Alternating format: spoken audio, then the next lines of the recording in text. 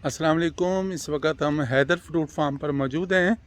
और आज हम आपको बताएंगे कि हमने 15 मार्च से लेकर 31 मार्च तक जो ऑर्चर्ड मैनेजमेंट में है वो क्या क्या काम करने हैं, क्योंकि ये सबसे अहम और नाजुक मरहला चल रहा होता है जब फ्लावरिंग हो रही हो और फ्रूट सेटिंग हो रही हो। तो इस वक्त जो है वो ज़बरदस्त किस्म की तमाम ऑर्चर्ड में,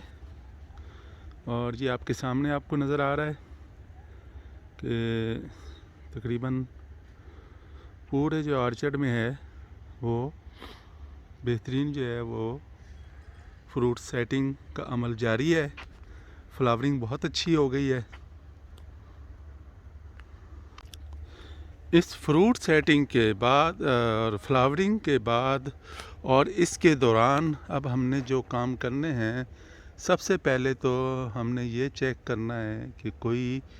आपके पेस्ट स्काउटिंग करनी है और ये चेक करना है कि किसी किस्म का कोई इंसेक्ट पेस्ट का अटैक तो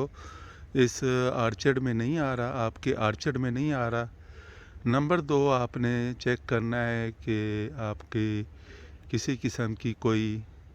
डिज़ीज़ का अटैक तो नहीं है, जैसे इस मौसम में अक्सर पाउडरी मिल्ड्यूज़ का अटैक होता है।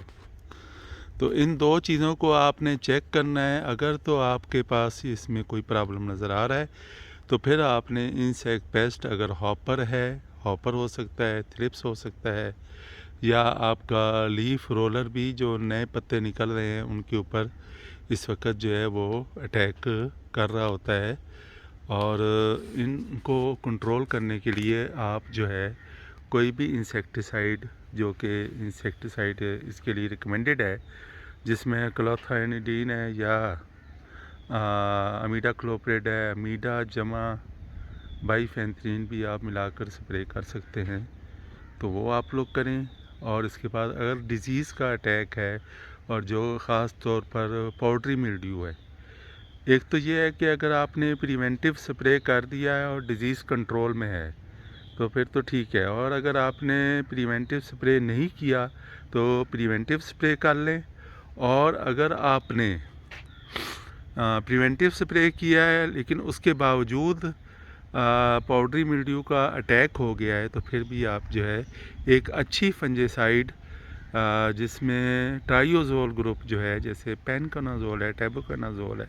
प्रोपिकोनाजोल है, या नेटिवो है, या थायोफिनेट मिथाइल है, या मैंकोजेब जमा मेटलक्सल जमा मैंकोजेब है, तो इनको आप स्प्रे कर लें। ये स्प्रे होने के बाद आपने दूसरा जो अहम काम है वो, इस वक्त आपको पता है कि पिछले 2 हफ्ते से गर्मी की शिद्दत में काफ़ी इजाफ़ा हो चुका है। तो जैसे हमने ये देख रहे हैं कि यहाँ पर हमने ऑर्चर्ड में पानी लगाना शुरू कर दिया है, तो इसको आप जो है ऑर्चर्ड को इरिगेशन जो है वो अपनी स्टार्ट कर दें। पहला काम आपने किया कि डिज़ीज़ और इंसेक्ट्स के लिए जो भी था आपने वो स्प्रे कर दिया, और स्प्रे करने के बाद जो दूसरा काम है उसमें आपने पानी लगाना है, और पानी के साथ आपने इससे पहले फर्टिलाइज़र की एप्लीकेशन भी कर देनी है, जिसमें कि कैन गवारा है, कम से कम कैन गवारा ज़रूर दें। और अगर आपकी फ्रूट सेटिंग हो गई है, जैसे रहीम यार ख़ान का एरिया है और सिंध में फ्रूट सेटिंग चल रही है, तो जिन दोस्तों ने अभी तक पोटाशिक फर्टिलाइज़र नहीं दी है तो वो SOP 1 किलो फ़ी बड़ा पौधा वो दे दें, और कैन गवारा 2 से 3 किलो फ़ी पौधा दे दें। SOP भी आप 1 से 2 किलो फ़ी बड़ा पौधा दे सकते हैं अपनी उसके एनालिसिस के मुताबिक, सॉइल एनालिसिस के मुताबिक। तो ज़मीन का एनालिसिस जो है वो सर्दियों में ज़रूर करवा लेना चाहिए, ताकि आपको पता लगता रहे कि आपके ज़मीन के अंदर जो है न्यूट्रिएंट्स की पोजीशन क्या है, और आपकी सॉइल की pH क्या है, सॉइल की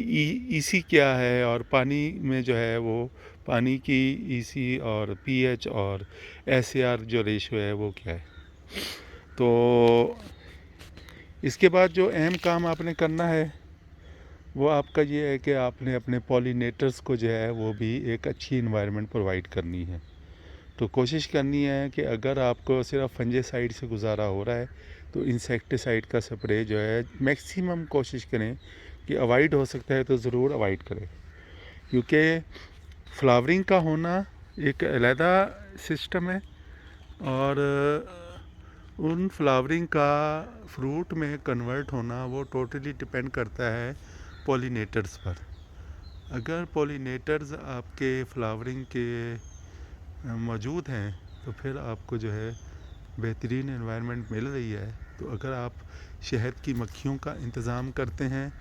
तो वो भी बहुत अच्छा है कि आप जो है शहद की मक्खियाँ जो हैं उसको पाल लें, अपने ऑर्चर्ड में रखें और उससे भी पॉलिनेशन जो है वो इम्प्रूव हो सकती है। फिर आप डिफरेंट किस्म के, जैसे ये जानवरों की ओजड़ी होती है, अगर उसको आप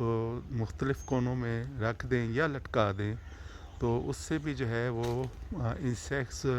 और जो फ्लाइज़ हैं वो अट्रैक्ट होती हैं और आपकी पॉलिनेशन में ये मदद करती हैं। इसी तरीके से जब आप ये पानी लगा रहे होंगे तो इसके बाद जो अगला आपका एक प्रॉब्लम आ रहा होता है और वो हर ऑर्चिड में आता है, वो आता है मैंगो माल फॉर्मेशन डिज़ीज़।